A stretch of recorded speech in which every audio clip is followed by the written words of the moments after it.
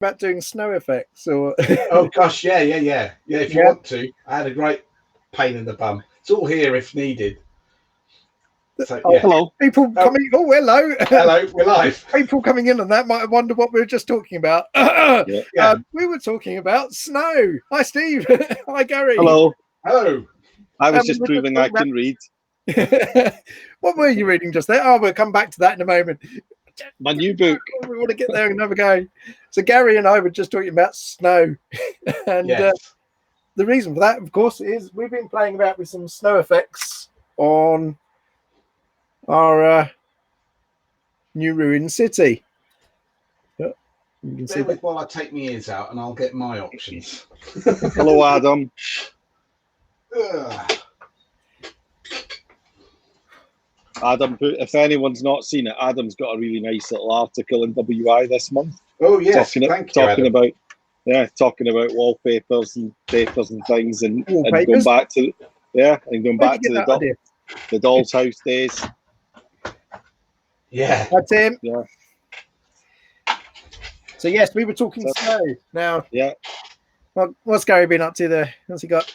Well, I've got a real problem with a lot of it because it either disappears and looks more like iced snow, Yep. or you get the stuff from a very large high street wargaming shop, and although that's really white, is it really expensive for very little of it? Well, So, what did you get? Bicarbonate of soda. Well, I've used that as well, and it mix and match. What I did find was a really good thing for putting all of them on, because if you remember, the one that I'm working on is cardboard. Yes. Yeah. So The prototype. any amount of water I put on that is just going to warp it Yeah. radically. So PVA was something I had to walk away from. Yeah.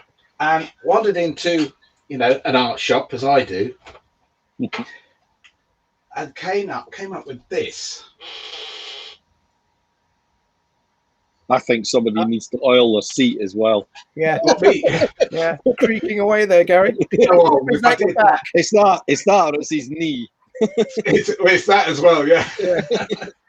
That's So- watercolor varnish. Okay. Yeah. So Right. it's like hopefully you can see it in there. It's a real glue. No, can't smell it. Oh yeah. It really is like a gel. All right. Yeah. And that was really cool because it dries really quickly. And I was sprinkling a variety of mediums on it. And it gave me piles. Back to the chair noises. Don't make a joke on piles, no. And because it dried quite quickly, I could put another layer on to get quite a nice set of effects. Yeah. So that's pretty cool. So if you're looking for a varnish for card kind as of well, varnish medium. Really cool. Yeah. Cool. So I've been using one of my favourites is Mod Podge. Mod Podge, yeah. Because again, you don't have to do much to it. You can water it down and get a really even coats when you're putting flock and things across whole boards. But what I've done with these is just a straight Mod Podge to get the base layer. And when that dries, I use a watered down one to add a bit more on top, and then just sprinkle a little bit more of it on top, and gradually build up layers to get that snowdrift effect.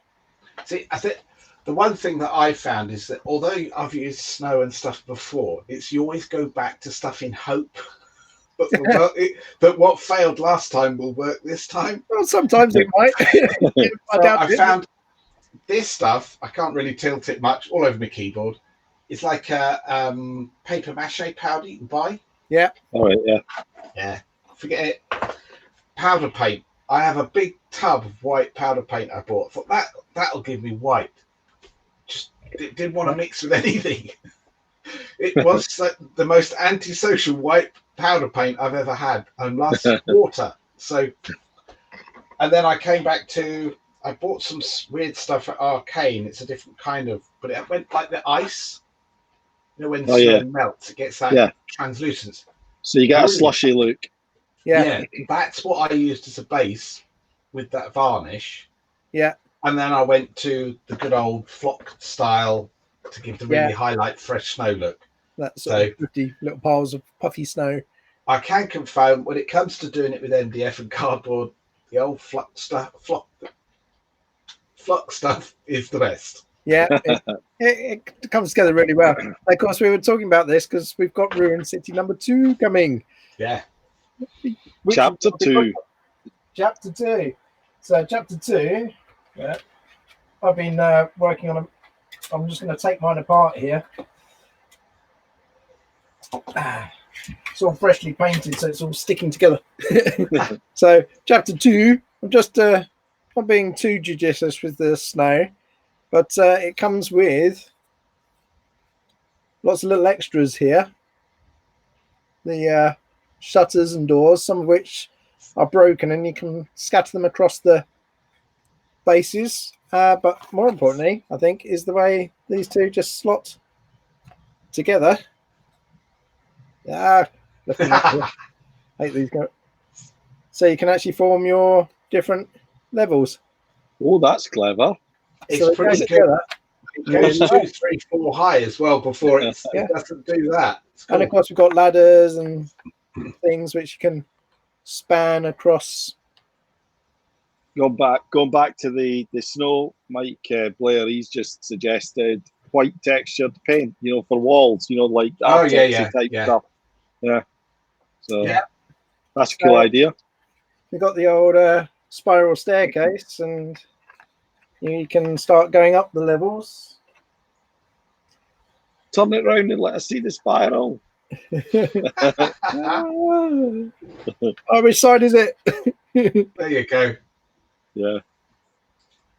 You should really be full screen here, Rich, not me. Yeah. Organise that.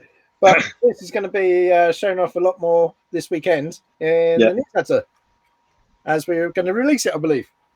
Yes. Cool. Yes, chapter 2 out this weekend. So chapter 1, this will fully integrate with chapter 1 and allow people to take it up that extra level or 2 or 3 just to get started. Yeah. And we join those together. Have those sort of You're not very good at going the right way, are you? Yeah, and he has to go at me. Always carry to the left, to the right. So number 2, set 2, chapter 2 is coming this weekend. And but you don't need chapter 1 to use chapter 2. That's the important thing. It's standalone, but it will work with it. So yeah. If you saw what I was showing last week before, whatever, I mean, that was all the big pieces. I got one of everything to test everything, and that's what you get. Anything can be mixed at different times. So if you want chapter 2 first, go for that. Yeah. So it's a nice little extension, or just a starting point if people want to go down that route as well. And it will provide a few more low walls as well. And I think in total you cover a good sort of 2-foot gaming area, don't you? It's I think it's 400. Is it 400 by 200? The footprint of it. So then if you add the other one in, So with the new Frostgrave, which someone might have. What was that? Where is it? That was our bedtime story. It's mine, I know. Oh, so read us a bedtime story there. So. Once upon a time, there was 3 idiots that shouldn't be allowed allowed out unsupervised. Yeah, I agree with you, Graham. Heavy and medium acrylic mediums, great for everything. The problem I had was that because it's a card model, there's too much moisture in those, and it'll warp everything and delaminate. It's an engineered card, so it starts actually feathering out. Start peeling apart and I've just bashed mine with a spray of black and a built up colours from a sort of deep space blue to grey, and then use some ink pens. Ink pens, because I use them a lot. Yeah. And so they start running out.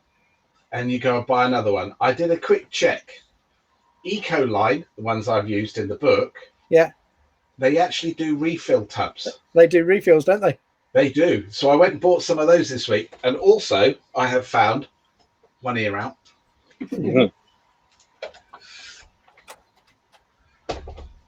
That's the main one I've been using. Yeah. For most of the brickwork and around, just doing shading and that to create that effect. People that make paint are now making water-based, proper water-based pens. Yeah, so, I saw that because Montana, you can now buy empty pens. Yeah. And then you can buy the colours, so you can fill the pens up with the colours you want based on their whole product range, can't you? Yeah. And back to the, because this is a double-ended one as well. So where I show in the book using a chisel tip, for drawing stuff like the beams on timber frames, but they also do the brush end. Yeah. All right. Yeah. There it is. Down there. Yeah. Which is cool. So one pen, two uses. Yeah, and of course, once you start using the water to thin and feather it out, and just keep that shading effect going, that's really cool. So that was a new one. It's really good for doing quick effects like the green ivy would have been growing up, or the moss and lichen and stuff. Yeah, just getting that green tinge to climb up the walls and around all the cracks.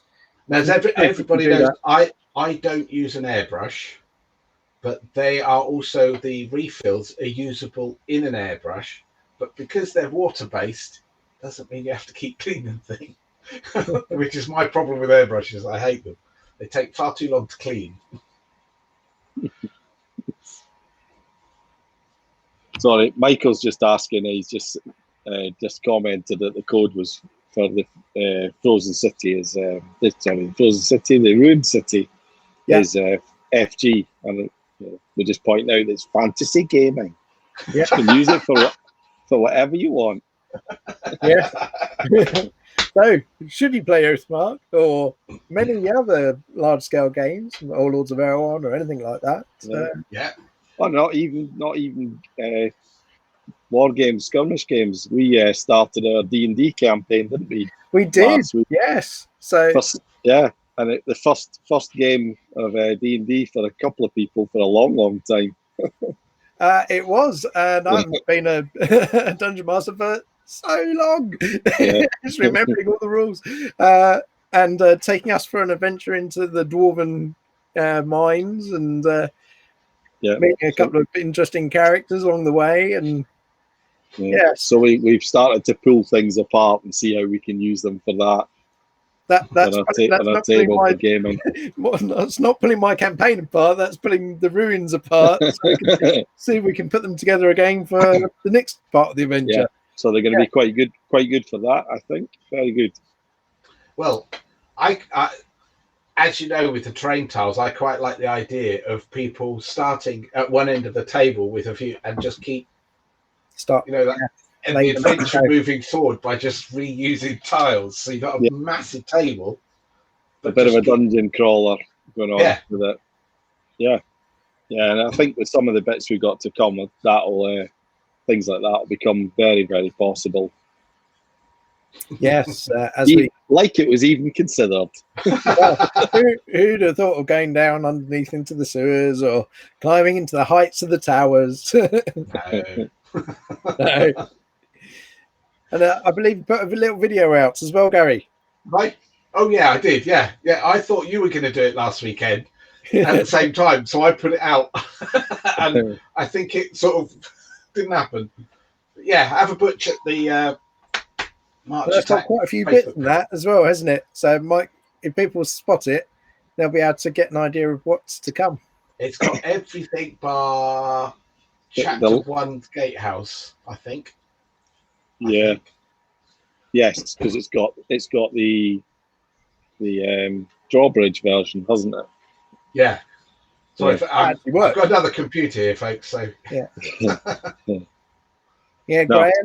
Graham's pointed out we've been talking about the pens, but he's also mentioned water-soluble pencils. Oh, yeah, I use them all the time. And the wax ones, yes. Yeah, weathering, drawing directly onto the terrain. Yeah, dripping stains, that type of thing. Yeah, damp brush will soften it nicely. And they're really cool for bullet holes, because if you dig it in, if you put the tip into water first, and there's some really nice ones that Cumberland's and all the makers have brought out at the moment. They literally are watercolor in a pencil. You can then put them on, and you can get it quite watery. Put the bullet hole, and then just smear it down a bit. It just produces a good effect. Yeah. Oh, I have to try that on some moderns. Yeah. Yeah, we've got an embassy, haven't we? Tucked away there. Yes. I feel the need for that. Yeah. Add in the Alamo. Yeah, cool. So and that's it. That's it this weekend, isn't it? Have we got anything else? It is a bit. We've raced through quite. Last week was a bit mad, wasn't it? Because we had the Japanese pillboxes, we had the Hut 13 bundle deals, the scenario sets were all going out. The A3 paint station, that's now on general good to release, go. Yeah. So quite a lot. And that's timed it quite nicely as well with Mariana's campaign, I believe. The Bolt Action crowd are releasing. Yes, that is, all our Far East stuff and everything, they'll fit in nicely with that. Yeah, so a little bit of island hopping. We just need some time to play some games of that as well. Time? Got a D&D campaign to finish, and then we got the Frostgrave to play. We might sneak a few games of that in between. I think cutting people's product might help. Get a few bits out, Trish says get to do some work once in a while. Yes. So how's the factory going, Steve, at the moment? It's all right. It's very busy. Got people having the little short breaks and things. But no, it was good. It's been okay. We're still sort of setting stuff up for a move as well, which is imminent, but still in planning. So no news yet on that, and we're certainly planning on making sure there's no effect in shipping everybody's orders out. No, it won't matter, because we'll just we'll get everything ready at the new place before we move anything. So we'll just run here as normal. In fact, we'll probably be better because we'll have some space again. Oh, we can breathe. Yes. Yeah. Does that mean I can spread out the photography studio and actually come to work? Yeah, you can get that space. Room. Get your space back that got stolen off you. Yes, everything behind Steve there is actually what I need to be working on. I can't. Blue boxes, yeah. Such luxury. Yes. Yeah, space. Yeah. So we used to have some, a long time ago.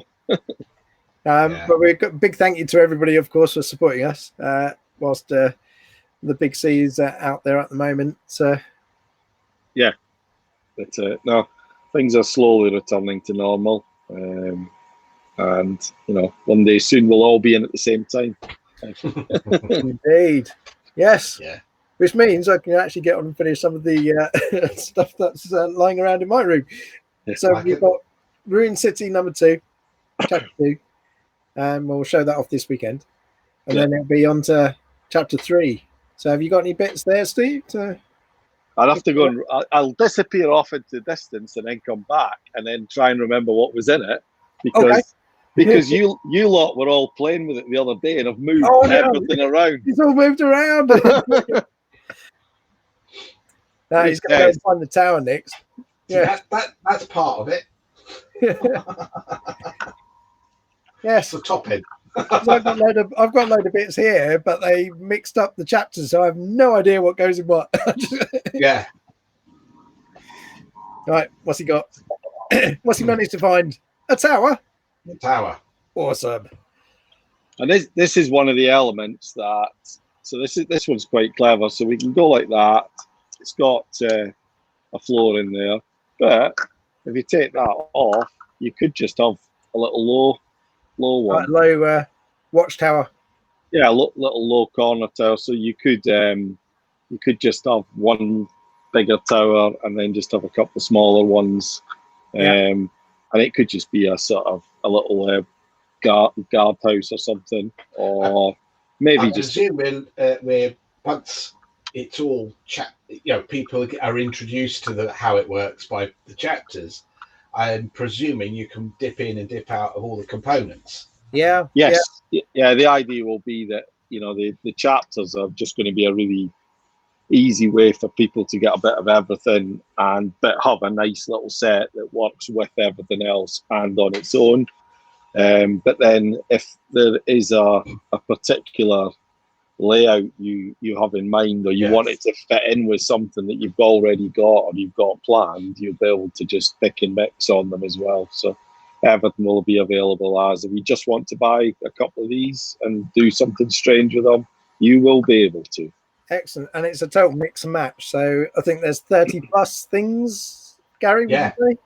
Well, the initial bundle of bits that I threw at them was that. And then I've added another 3 or 4 little sets and things, sets of bits and pieces for different ideas that came out of that sort of set as well. Yeah. So it's about 35, I think, at the moment. Yeah. And there'll be options that we've not considered. You'll be able to put them together in ways we haven't thought of yet, I'm sure. So yeah. I had at one point behind me set up a long wall of everything. It just went in a straight line. Graham's made the dice tower suggestion. We did actually say we should do a version that has got an internals for a dice tower that's just part of the table. So yes. Oh yes. We'd already talked about that, Graham, but yeah, it's a good idea. Yeah. Someone mentioned cloisters as well, didn't they? Did they? Was that as in relationship to an illness that they've got? Or what? Raging cloisters. Yeah. Yes, we did. So we've got some cloisters. So things to look forward to. Yeah. So and when we put them together, it'll make for some really, really cool little dense tables or sparse. You can do them in. Rotate things round, and you can create a tight alleyway that's maybe only sort of 30, just wide enough for a figure to move down. Turn the pieces the other way around, and suddenly it's like a street with get the carts down and high walls either side of it. So the ruins of a street, and there's a lot there. So and it fits with the terrain tile system stuff as well. So once you've got the terrain tiles, you can then expand that out to the countryside or however you use the terrain tiles. Into much more. So there are some blank tiles as well that have got the etching, the tile etching that matches these with the stone slabs and things. So there's blank ones, there's some loose ones, little accessories and scatter. So there's a lot of flexibility there. Yeah, just grabbing a couple. So I kind of showed that one with some broken bits that are in the set. But you get slightly thinner ones as well, so you can start modifying the spaces between them. Yeah. The thin ones, it's important to note that they're not, you can't rotate them round all over. These are just made to just act as spacers, just to push things apart. So you have to use them in little clusters the right way. And of course you've got the individuals as well to lay loose and all over the place. Yeah. So there are lots of little extras make a big difference in this set as well. And that's alongside ladders and more broken frames and window frames and doorways. There's some little like grates and hatches. So you don't necessarily have to have the hatch as part of the kit. So if you want to move the hatch to something, because it's like saying we've got a tile or you've got a building and the hatch is always in the same place and you always do it, but you could move the hatch and it goes to a different place. Yeah, it could be that the shutters on the windows, someone might have taken up all the shutters off the windows and created a little barricade out of them. It's things like that, Yeah. Or the doors, taking the doors off and use them to board, to block off an entrance somewhere else. So, and you get plenty of when you're taking all those bits out, you'll get plenty of bits left over. Scrap bits. Use it. Make up bits. Oh yeah. Yes. Right. Lots of exciting things to come then, guys. Yeah. Yeah. We've been talking for a bit tonight. We have indeed. So shall we wrap it up then and say goodnight? What we put before the coherence is lost. I think so. Save something for the newsletter. Yeah. And of course, with the Alamo coming up for release, chapter 2 this weekend, and a bank holiday for us in the UK. I think we should wish everybody well over in Louisiana states because they're going to be suffering a bit at the moment. So wish them well and all. Stay safe. But of course, everybody else, thank you very much for supporting us, and keep an eye on the newsletter because we've got to come this Sunday. Take care. Stay safe, guys. Yeah. Cheers, guys. Bye. Thank you. Bye.